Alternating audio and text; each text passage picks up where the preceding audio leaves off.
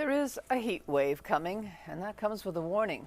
Some very common medications can make us more vulnerable to the heat. Dr. Christopher Labos is a cardiologist. Hi, Chris. Hi, Mitz. So, what kind of medications are we talking about? So some very common blood pressure medications like diuretics, but also other ones like ACE inhibitors and beta blockers can be an issue. Any type of stimulant can be an issue. Even some types of antidepressants can have some implications for how we deal with extreme heat and sweating. So it actually affects a fairly broad category of medications. The thing that I found interesting is the medications make us more vulnerable to the heat in different ways, though. So, let's start with the different drugs that you just mentioned. Diuretics. Okay, so diuretics, they're actually used for a few different things. They can be blood pressure medications, but they can also be used for people who have heart failure. They are medications that actually make you clear water from your system in your urine. And so the obvious complication there is that they are more likely to make you dehydrated, especially on a hot day when you're sweating a lot, and especially if you've been told don't drink a lot of water because you have heart failure or whatnot. You are more likely to become dehydrated. And the more likely you are to become dehydrated, the more likely you are to have heat stroke. And that's what lands people in hospitals, that they become so dehydrated, they overheat, they develop hyperthermia, and they end up in the emergency room. And what about the drugs that specifically treat blood pressure?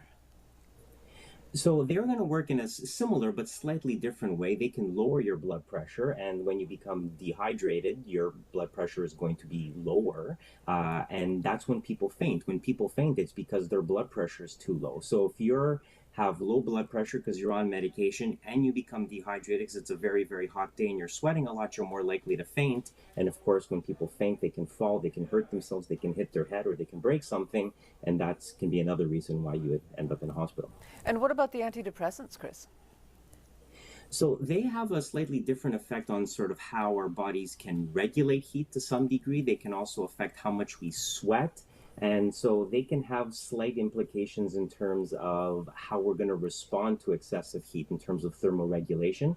They can also sometimes blunt some of the physiological effects that we feel when we're overheating. So you may not feel the symptoms as much and not sort of realize that it's time for you to get out of the sun and push yourself to the point where you would get hyperthermia then.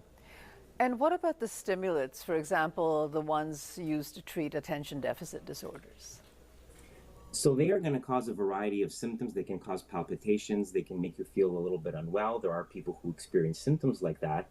And there too, the problems that they're going to have is they can mimic a lot of the symptoms that you're going to feel once you're starting to become overheated or dehydrated, right? Because the first response your body's going to have is your heart rate's going to go up. You're going to feel your heart beating.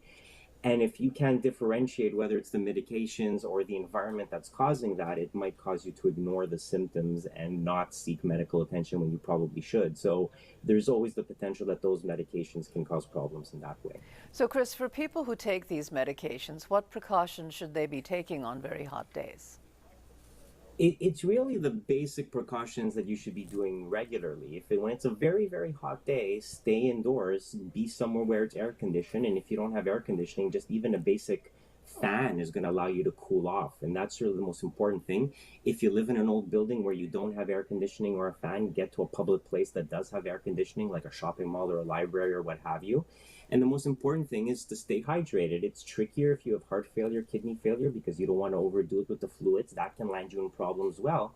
But otherwise, most important thing is to stay hydrated and stay cool and do the very basic things. And if you do have to be outside, if you do have to work outside, try to avoid during the noonday hours when the sun is at its worst. Try to do your stuff and your exercise early in the morning or late in the evening, because as the old saying says, only mad dogs and Englishmen go out in the noonday sun. Okay. Thank you very much for this, Chris. My pleasure. Take care.